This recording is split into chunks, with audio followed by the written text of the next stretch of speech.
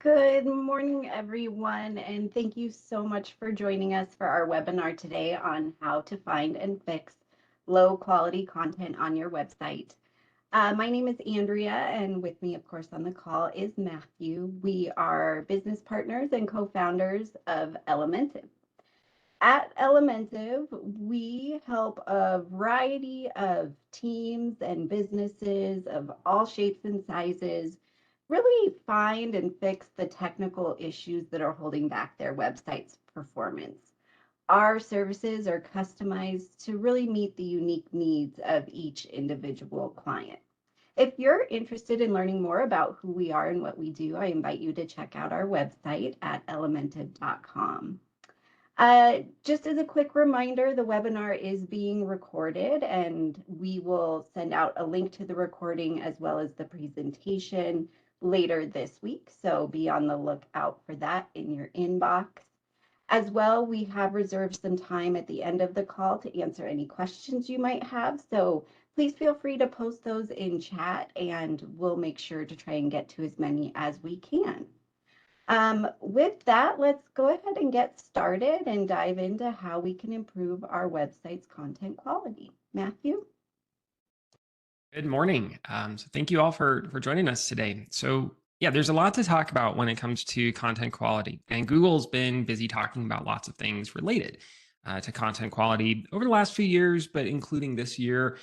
For sure, the March algorithm update had a lot of things that it talked about related to content quality and new ways Google's evaluating whether or not sites are delivering high quality content or not. So the biggest question, and I think one of the most important questions to really understand, is what is low quality content? And if we can clearly identify what low quality content is, then we'll be able to get rid of that low quality content on our website and hopefully make our websites higher quality content. So Google has defined a few different categories of low quality content. One of the most discussed categories is unhelpful content. So Google has rolled this out in a series of what are called helpful content updates, where they've actually released an algorithm update specifically looking for unhelpful content, and they are demoting websites that contain too much unhelpful content. And when it comes to unhelpful content, there's two different ways you want to think about content. And really, this applies to all types of content on your website. With helpful content, one of the things you want to think about is the content itself. How is the content written? Is it accurate? Is it providing citations where it needs to? Is it written in a way that sounds like it's communicating expert information and sharing experiences with the readers of the article? That's the text itself. But the other side to helpful content is how the content is presented. So you may have the best text around. You might have the best researched article, the best written article. Maybe you did bring in an expert who wrote that, who's really qualified to write whatever that subject is. But it's not presented well. So it's hard to read. It's not formatted in a way that makes it easy to skim. Maybe there's a lot of ads that get in the way of that content.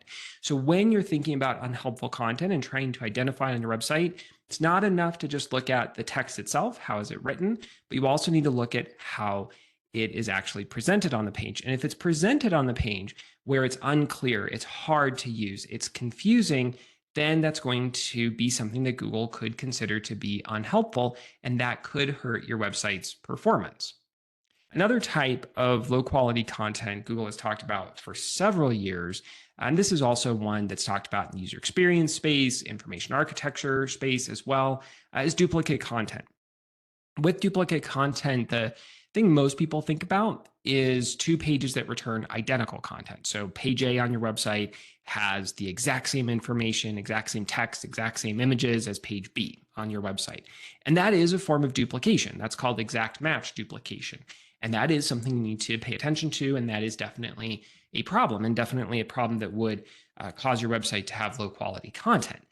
But duplication is more than exact match. Duplication, and the way Google talks about it, is it's also pages that return similar content, return similar purposes. So think about an e-commerce website as an example. If an e-commerce website has a product page, they have their standard product page, has an image, has some information about the product, maybe some reviews, maybe a little bit of information about the product, and then an ability to purchase that product. Well, that's a product page, but then maybe this e-commerce website also has an article about that product. And the article talks about the product and talks about the pros and cons of using the product. Maybe it brings in customer reviews. And so as a result, these two pages, both the article and the product page, contain very similar information, and really they serve a similar purpose, right? So somebody who comes to these pages could really accomplish the same things. So this is another form of duplication that you need to keep an eye out for. And this is something we've seen Google target. If you have pages on your website that serve basically the same purpose, you need to find ways to resolve that duplication on your website to make your website's content higher quality. Another type of low quality content is outdated content. When you hear the term outdated content, it's very easy to think of this as meaning old content. So content that has just been written several years ago, and therefore it must be low quality. That's not the case, right? What Google's talking about here, and the real problem from a quality standpoint, is that outdated content is content that is no longer providing the freshest information possible. So it's no longer relevant because it's dated. In some cases, this might not even be that old. We've seen in some cases, certain industries, their content is only a few months old, but it's already considered outdated because Google knows that certain industries, certain types of websites have content that needs to be updated more frequently. And as an example of this, you can think about a news website versus a medical website. A news website is going to have old articles on there, right? Old stories that go back years at this point, maybe even decades. And those articles, even if they're old, could still be very helpful. They could still be relevant. They could still be answering somebody's question. So they could still provide high quality content, even though they're older. That's not outdated. In contrast, a medical website, take the Mayo Clinic, if I'm going there for information about a medication or some kind of disease, I want the latest information. I want the freshest information. Otherwise, it's not going to be relevant. So an old page there would quickly become outdated. And so depending on what industry you're in, you need to keep your pages more up to date than other industries. One of the newer types of low quality content that Google has started talking about, this one came out with the March algorithm update, is scaled content. So with scaled content, Google is looking for content on your website that's been added en masse that's largely unoriginal, largely unhelpful, and it's not going to do much to really help users. In most cases, this is content that was added to the website solely for the purpose of trying to gain rankings and try to rank a little bit higher for a lot of different search terms. In a lot of cases, this is content that's generated by AI. And sites that did this, that used ChatGPT or something like that to create tons of blog posts and added them to their website, maybe saw a bit of an increase in traffic initially, but Google has pushed back on that, and those websites have started to lose traffic as a result. And that's because those types of practices, creating tons of blog posts all at once out of ChatGPT, are an instance of scaled content. And that's not to say you can't use AI. That's just to say that you don't want to use AI to just create massive amounts of articles without taking the time to go through those articles, really determine if this is original content, if it's helpful content, if it's something that people coming to your website would actually want to see or not. So it's not that Google is opposed to generative AI and using that as part of building your website's content. It's that you want to make sure that when you do, you aren't doing it in a way where you're creating scaled content that would be low quality. Another type of low quality content is what's referred to as irrelevant content. So irrelevant content is just what it sounds like. The page says it's going to be about one topic, and then you go there and it's not really addressing that topic either at all or not enough to where people would feel like they got their question answered. So obviously clickbait falls in this category as one example, but we've also seen examples of this where there's technical problems on the website that can actually create irrelevant content.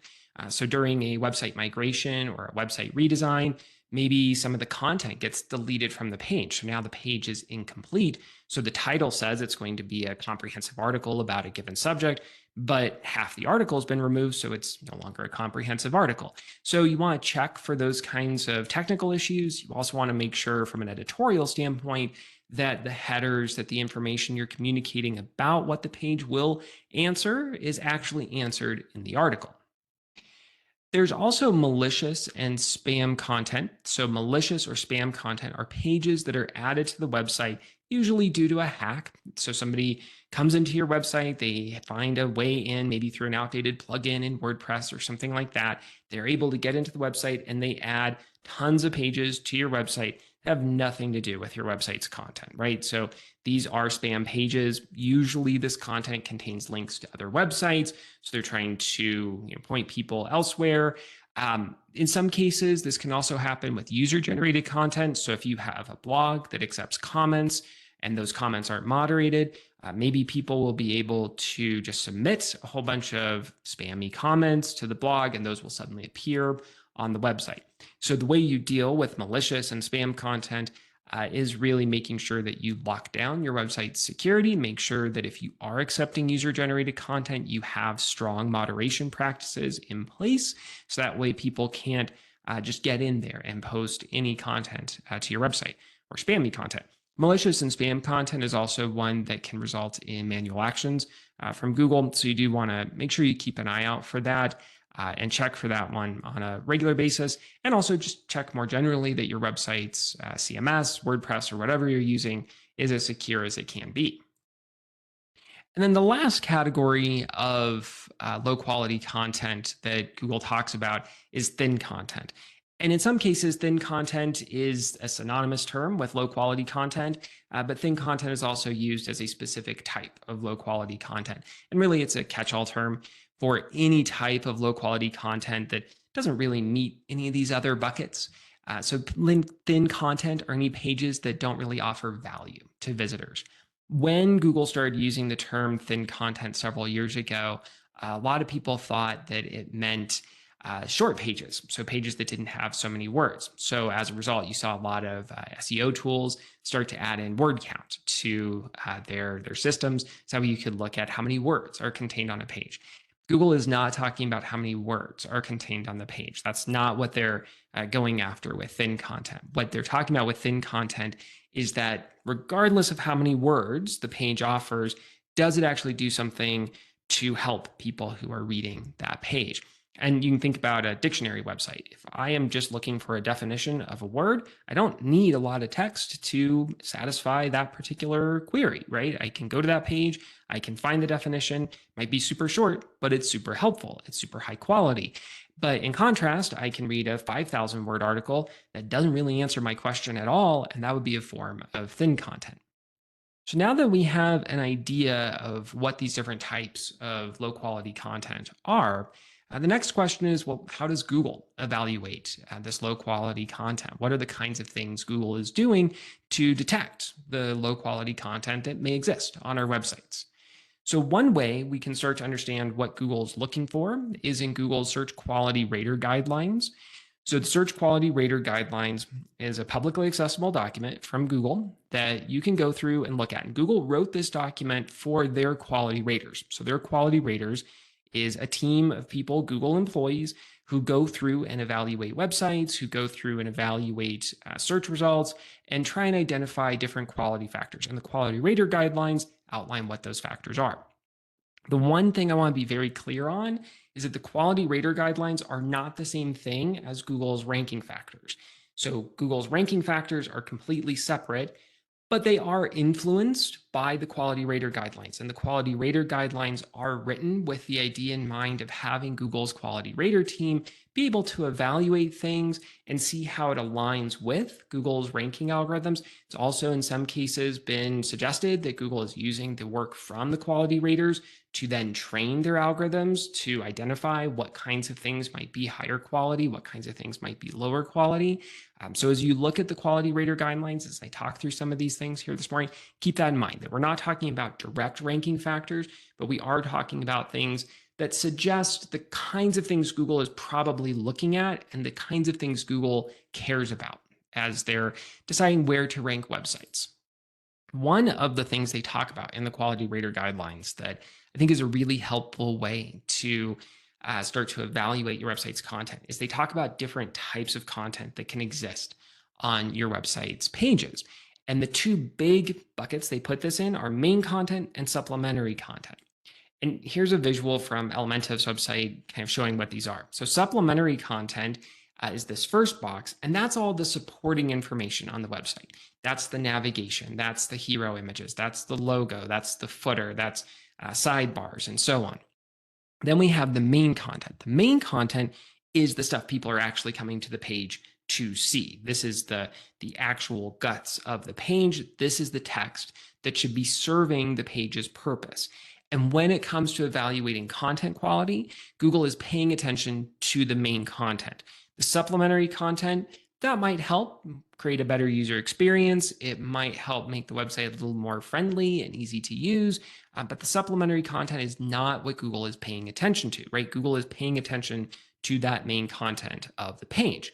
So first of all, you need to make sure that Google can identify what the main content of the page is and make sure that that is as distinct as possible from supplementary content. In some cases that gets a little overlapped and you can see Google starting to make mistakes about what they're thinking is the main content of the page. So you want to make sure that that's in place. But then when you're going through and evaluating your website's content, you want to make sure you're focused on the main content of the page and trying to understand what the main content is doing, and if any of the main content is violating any of Google's guidelines, or if there's anything about the main content that might be considered low quality in some way or not. There's also another category that Google talks about in here of content called ads or monetized content. It's just what it sounds like. These are the ads that you're placing on the website.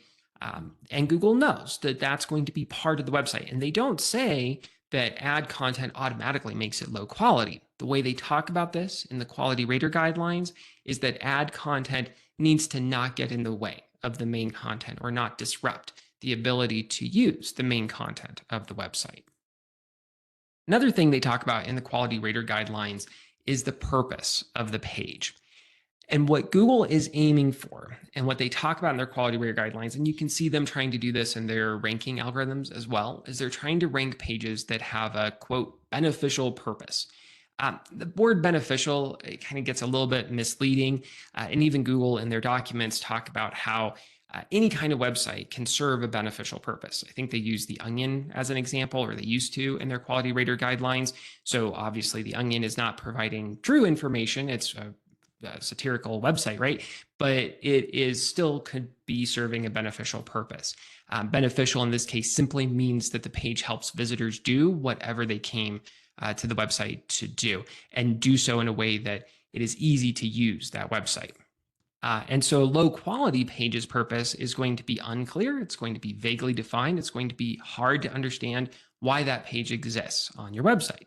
So as you start evaluating your website's content, as you start trying to decide, okay, does my website contain high quality content or not? One of the things you want to think about is whether or not you can clearly understand what the purpose of the page is. And I will say that sometimes this is hard to do on your own website because we're all very familiar with our own websites. We know why certain pages exist. And so we just assume that the purpose must be clear. This is one where it's really great to get external perspectives, or even better, get the perspectives of your actual customers, get the perspectives of your actual users. And so if you actually go to your customers, go to your users, and ask them to identify what is the purpose of this page. Is it clear? Is it really obvious why you would need to come to this page, why this page needs to exist? That will help you determine whether or not you have a beneficial purpose on your website or not. And if you find that people can't understand what the purpose of the page is, then that becomes a good opportunity to start to improve the content on those pages to make the purpose more clear and start to improve the quality of the page. The other big thing that's discussed in Google's quality rater guidelines is EEAT. So EEAT is quite possibly one of the most overused acronyms in the SEO space these days. Everybody seems to be talking about it. So I won't go too deep into it because you all probably have heard a lot about this. But for those of you who haven't, EEAT stands for experience, expertise, authoritativeness, and trust. And this is a set of criteria that Google is looking at to try and understand whether or not this page is providing accurate and useful information for people. And all of these are terms that overlap. All of these are terms that kind of come together. The most important of these is trust. So experience is all about the firsthand or real life experience of the person or of the organization that has created the content. So does the person talking about something actually have some firsthand knowledge of the thing they're discussing? And one of the things that most of you, probably all of you, have seen happen in Google search results over the last several months is Reddit, and other forums have started to really take over and really dominate rankings. And Reddit and forums are all about experience, people who are talking about their real life experience with questions, their firsthand knowledge with different subjects, and doing it in a way to answer other people's questions. So when you think about experience, that's the kind of stuff Google's going after. The other E in EEAT stands for expertise. Expertise is the way you demonstrate your knowledge, the way you demonstrate your credibility, the way you demonstrate that you actually are qualified to discuss whatever topic the particular page is being discussed. And when it comes to expertise in particular, one of the things I've heard a lot of people complain about is, but I am an expert. Look at all these degrees I have. Look at all this stuff I've done. Look at all these things that I've accomplished. Of course, I'm an expert on this. And that may be, but you need to make sure that the expertise is communicated in a way where Google actually is able to understand this. So are other websites verifying that you actually have the expertise that you claim to have? Are you actually doing what you need to on your website to communicate that you're an expert over things? Are you discussing what your credentials are? Are you discussing what your knowledge base actually is? And doing so in a way where both people and Google could easily see that information. The next part of EEAT is the A, which stands for authoritativeness.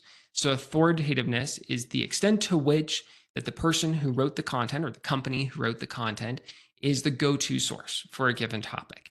So this is all about reputation. This is all about how well known you are. This is all about how many people are familiar with your name or your brand. So a lot of this comes down to understanding what other people are talking about related to your company, what other people are saying about you or the people authoring your website's content. Do you have strong reviews or not? Are people viewing your website in a positive light or not? And then last, we have trust. And in Google's quality rater document, they do talk about trust as being the most important of these factors. And trust is where you see all these things come together. You have to have the experience, you have to have the expertise, you have to have the authoritativeness in order to be considered trustworthy. And I think it's worth emphasizing again with EEAT that this is something that Google is not necessarily looking at directly in their ranking factors. This is going to be something that Google is looking at in indirect ways. So in their quality rater guidelines, of course, they're quality raters, they're people, they're able to go through and look at all these things specifically. But in their ranking algorithm, Google is trying to go through and trying to make ways of estimating whether or not a website is meeting EEAT factors. So a high quality page is going to meet more of those factors than a low quality page. And you're going to start to see some bigger differences between those two. The other thing within that is that this is all at a page level. So some pages of your website might be considered trustworthy. Other pages on your website may not be considered trustworthy. Another part of the quality rater guidelines and somewhat related to EEAT is another acronym of YMYL or YAML, which stands for Your Money or Your Life. And YMYL topics are ones that, quote, significantly impact the health, financial stability, or safety of the people, of the welfare or well-being of society. That's what Google says in their guidelines. Where we've seen this play out the most is that this means health websites and financial websites are the ones that Google's really going after. And with this, what Google is acknowledging is that certain topics have a greater potential harm if there's misinformation provided in that. And you can understand this, right? If you go to Mayo Clinic's website and they have misinformation, that's going to be a bigger problem than going to TripAdvisor's website and seeing misinformation. Not to say there aren't problems with misinformation everywhere, but some types of misinformation could be more harmful than others. And with YAML topics, Google is going to apply those EEAT factors and really generally all kinds of quality factors to a higher standard. So they're going to be more strict in how they apply their evaluation of the website. And we do see it play out this way in a lot of cases where a website in the finance space, in the health space, just can't get away with any low quality content. But somebody outside of those spaces might be able to get away with a little bit more. Obviously, none of us should have any low quality content on our website, but some low quality content is going to happen. If it happens and your website is in one of those spaces that is a YAML topic that Google's really going after, then that's something that could present a bigger problem for your website. All right, so now that we've talked about how Google evaluates things and the kinds of things Google's looking for, let's also talk about how we can find and fix low quality content on our website. What are the kinds of things that we need to do to address these problems? So, the first thing, and I would argue one of the most important things to do, is you want to assemble a list of all the pages that exist on your website. You want to pull this list from as many sources as possible. So, when we do this for clients, we're pulling from a site crawl, we're pulling from Google Analytics, we're pulling from backlinks, from Search Console, right? Any source we can. You want to get as many sources providing a list of pages on your website as you can and put those all together. So that way you have one big collection of all the pages.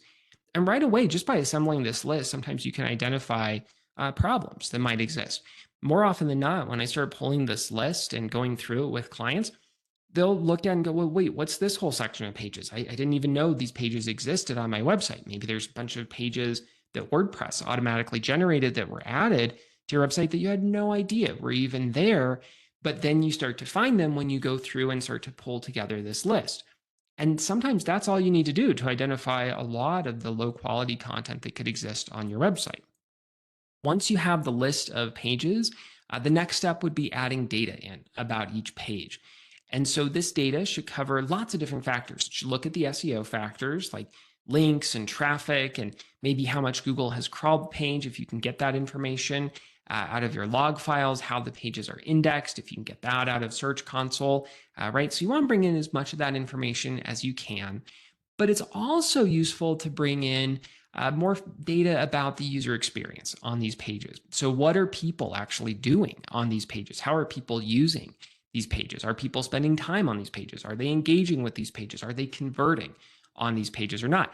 If you have a low quality page, chances are people aren't spending very much time on that page because people don't want to read a low quality page. They don't want to spend time trying to engage with a low quality page. Or if the page is really hard to use, it's really confusing, there's problems with how the page is structured or how the page is presented, then that could also be something that deters people from converting or engaging with the page. So you bringing in that information can help you start to spot problem areas. You can start to find batches of pages where maybe people aren't engaging with something or where Google isn't crawling something or where maybe people aren't paying so much attention to it. And by looking at all these different data points, you can start to identify some of the low quality content that may exist on your website. The other data point that I will say is pretty helpful to bring in is not just quantitative data, but qualitative data as well. So this is where asking your users, doing surveys, doing interviews, usability tests can be a great piece of data to bring in to inform your decisions about what low quality content may exist on your website. The other thing that you want to do once you've pulled all the data and you've got an idea of, okay, I think these pages are lower quality and maybe these pages represent our problems. So you want to go through those pages. You want to look at that content yourself and you want to see whether or not that page seems like it contains low quality content or high quality content. Maybe as you go through the pages, you realize there is duplication. Maybe there are pages that are serving a similar purpose as some other page on your website, and now you need to address those. Maybe as you go through and you review each page's content, you start to realize, oh yeah, this information really is out of date, and I need to go back through and I need to update this and refresh this content and maybe make this a little bit better, or maybe I need to just create a content schedule so that way I can keep this content up to date going forward.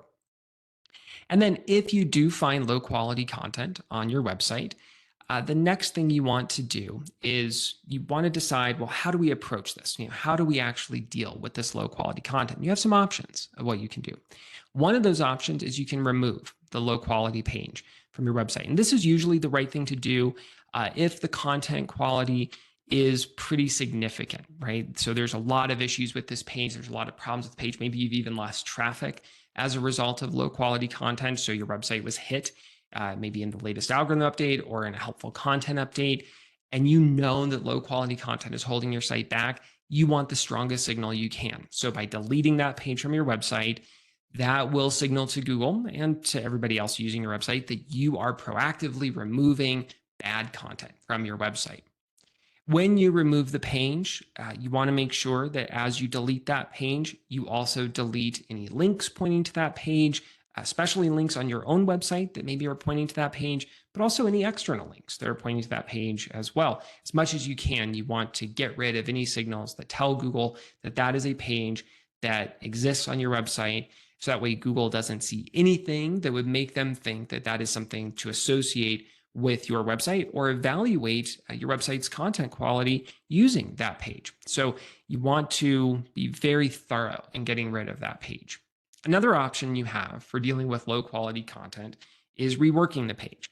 So thinking back to the idea of helpful content, right? There's two different ways of thinking about it. There's the text itself and how it's written, and then there's how that text is presented. And depending on the nature of the problem on your website and what you start to find as you're looking at content quality issues on your website, maybe you find that your issues are more with one side of that than the other. Maybe the issues really are with the text itself and how it was written. Maybe you did use ChatGPT to create a lot of content and it resulted in a lot of content that wasn't very helpful, wasn't very original, wasn't very unique, or offering something new to people that other websites are. Great. Then take the content that you have and work from there and rewrite that content and edit that content into something that is more original, that is more helpful, that does offer something different than what all the other websites out there do offer. In other cases, though, the problem isn't with the text itself. The problem is with how the page is designed, right? Ads are getting in the way, or there's something about how slow the website is that makes it hard to use the page, or there's something about maybe the supporting content that is getting in the way of the main content or makes it hard to distinguish the main content. So you need to not focus so much on the text itself, but you need to rework how the page is designed, and you need to rework how the text is presented. The other thing that you can do is you can do what's called no index the page. This is where you add a meta robots tag to the page that tells Google not to include this page in the index. This is one of the weakest signals that you can send about low quality content, because with this, what you're telling Google is, we know this page is low quality. We know this page has problems, but we're going to leave it on our website. We just don't want you to do anything with it. And that can work if you haven't really lost too much traffic as a result, or if you don't have too much low quality content on your website. No indexing the page can make sense. This also can make sense when that page does serve some kind of purpose for people who come to your website. So maybe you take something like a category page on a blog. That page might be a form of unhelpful content, might be a form of kind of unneeded content, right, on your website. It might even be duplicated with other categories potentially. So maybe that page is lower quality overall, and you want to keep that category page out of Google's evaluation of your site. So no indexing those pages might make sense, but you still want to keep that page around because maybe people do like using the category pages on your website when they visit. And so there is a limited purpose to that page, but you want to make sure that Google doesn't mistake that as low quality content. So a no index there can make sense. Again, though, no index should probably be one of the last options you go to. You want to really focus on removing the page or reworking the page as your best two options to address any low quality content problems on your website. And then the last thing you want to do as you evaluate your website's content and you start to try and find ways to fix your content quality problems is you want to find the ways to avoid these problems going forward. So if you were hit in one of the algorithm updates or in Google's helpful content update as a result of content quality problems, or if you got a manual action as a result of a content quality problem, you want to make sure that you don't ever have that happen again. So clean things up, get things working, improve things, but then make sure that you actually implement the processes that you need or implement the new technical solutions you need to avoid these problems from happening in the future. So it might be that you have a lot of spammy content or malicious content that was added to your website as a result of a hack. Great. One of the things that you'll need to add in going forward is some type of process to make sure that your website is more secure, both now and in the future. In other cases, this is changing editorial processes, right? So I'll use myself as an example. On my blog, I have run into low quality content issues as a result of outdated content. And that's because the subjects I talk about, Google understands, are going to be things that require more freshness. So even though I might have updated something a few months ago, it's already out of date. So now knowing that and understanding that, I have a content calendar where I go through and I say, okay, I need to update these things at particular intervals to make sure that that content remains fresh. So you want to think about what are the practices that you need to employ to make sure that you can maintain higher quality moving forward. So if you want more information about any of these subjects, there's a whole chapter about content quality issues and how you find and fix those content quality issues in my book, Tech SEO Guide. It's available on Amazon, or you can learn more about it at techseoguide.com. So you might find that pretty useful to go through and look at things. So with that, we have some time left here to go through any questions that you might have. Andrea, do we have any questions that have come in? Yeah, thanks, Matthew. We do have a few, and if anyone has any other ones, please feel free to drop those in the chat. So for starters, how do I know if my site has been hit because of content quality issues? So there's a couple ways that you can look for this. Probably the best way to do this is look for any dates where you see your traffic dropping. So if in Google Search Console you see that your site traffic went down, there's a pretty sizable drop. Look at what happened around that date. In a lot of cases, that drop might be timed with an algorithm update that Google was rolling out. So a lot of people saw specific drops on particular dates as a result of the March algorithm update. And so if you know that your website was hit as a result of an algorithm update, you can go through and see what was Google targeting with that algorithm update. And that's a pretty obvious and clear way to tie it back and be able to know that your website was hit as a result of those content quality issues. Another way that you would know is if you got a manual action for a content quality problem on your website, you will see an immediate drop in your traffic on the day that that manual action was issued against your website, and that won't change until you get the manual action resolved. In other cases, it's more subtle. This is especially true with like duplication, outdated content, where you don't see the drop all at once, but you just kind of start to see that the traffic goes away on pages over time. You see it just kind of slowly decrease over time. It's more of a gradual decline. And that's an indication that there's probably some kind of content quality problem. And you can go through and try and understand what that is. But on all of these, what you're really looking for is what are the traffic patterns like on these pages? And those traffic patterns give you some indication of what those content quality issues might be. Another question, do author pages help with EEAT, with EAT?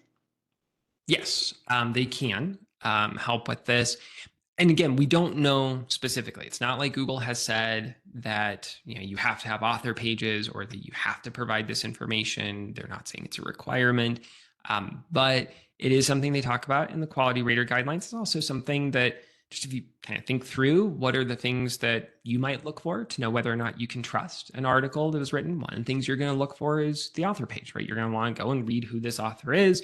Are they qualified to talk about the thing that they're discussing? And so you want to go through and think about with author pages, what kind of information you need to include on that author page. to provide a satisfactory answer to people who might be visiting that page, might be looking at that page, to decide whether or not they can trust your website. So all that to say, yeah, author pages can be an important part of building up your website's authority, making your website look more authoritative. And there's some really good examples of author pages that you can look at on different websites, providing lots of different information about who the author is. And I definitely suggest checking those out, looking at what the other sites are doing to build out your author pages. Perfect.